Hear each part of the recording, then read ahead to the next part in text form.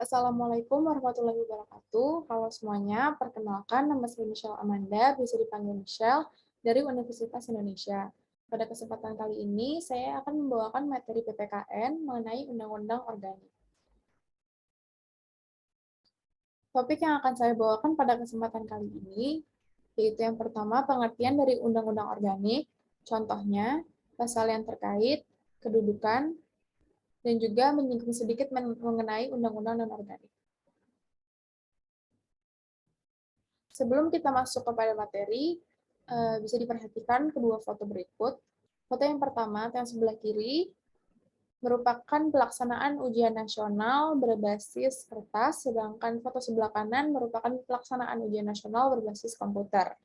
Penyelenggaraan ujian nasional atau UN, pendidikan kesetaraan baik yang berbasis kertas dan pensil maupun berbasis komputer, merupakan pelaksanaan dari Undang-Undang Bidang Pendidikan dan peraturan pelaksanaannya. Undang-undang yang dimaksud adalah Undang-Undang Nomor 20 Tahun 2003 tentang Sistem Pendidikan Nasional. Berikut pengertian dari Undang-Undang Organik. Undang-Undang Organik adalah undang-undang yang dibentuk untuk melaksanakan secara langsung perintah dari ketentuan Undang-Undang Dasar. Undang-Undang tentang Sistem Pendidikan Nasional dibuat untuk melaksanakan amanat atau perintah dari Undang-Undang tahun 1945.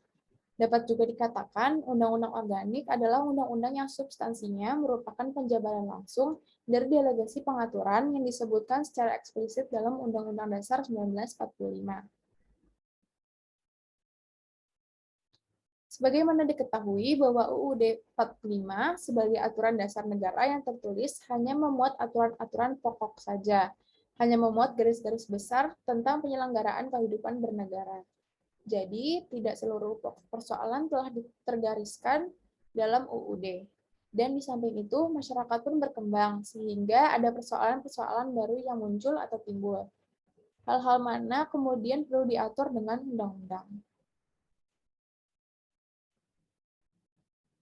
Contoh yang pertama, yaitu pasal 31 UUD Negara RI tahun 1945 ayat 3, yaitu pemerintah mengusahakan dan menyelenggarakan satu sistem pendidikan nasional yang meningkatkan keimanan dan ketakwaan serta akhlak mulia dalam rangka mencerdaskan kehidupan bangsa yang diatur dalam undang-undang.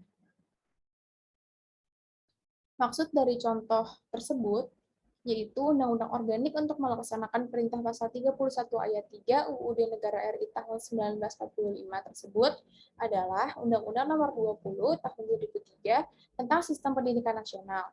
Selanjutnya, untuk melaksanakan perintah Undang-Undang tentang Sistem Pendidikan Nasional tersebut, dibuatlah peraturan-peraturan di bawahnya atau peraturan organik. Peraturan organik berfungsi untuk melaksanakan Undang-Undang Nomor 20 Tahun 2003. Antara lain, yang pertama, Peraturan Pemerintah tentang Standar Nasional Pendidikan, yang di dalamnya memuat ketentuan tentang penyelenggaraan pendidikan, baik pendidikan formal maupun pendidikan non-formal. Yang kedua, Peraturan Menteri Pendidikan dan Kebudayaan RI Nomor 4 Tahun 2018 tentang penilaian hasil belajar oleh satuan pendidikan dan penilaian hasil belajar oleh pemerintah.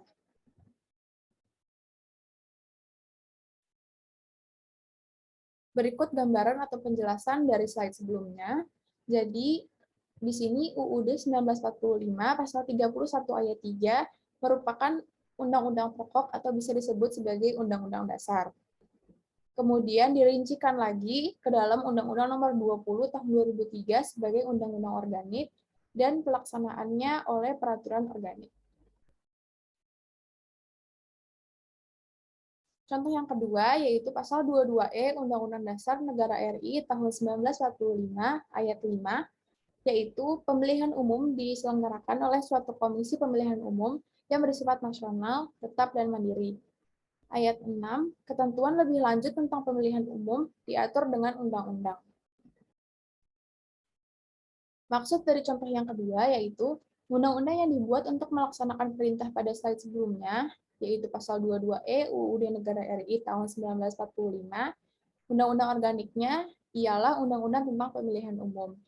Berdasarkan Undang-Undang Pemilu yang telah ditetapkan, dibentuklah Komisi Pemilihan Umum atau KPU dan Badan Pengawas Pemilu atau Bawaslu. Dari Undang-Undang Organik tersebut dibentuk peraturan organiknya untuk melaksanakan Undang-Undang Pemilu ialah Keputusan Presiden tentang pengangkatan anggota Komisi Pemilihan Umum atau KPU dan Badan Pengawas Pemilu atau Bawaslu. Berikutnya, kedudukan dari Undang-Undang Organik itu sendiri.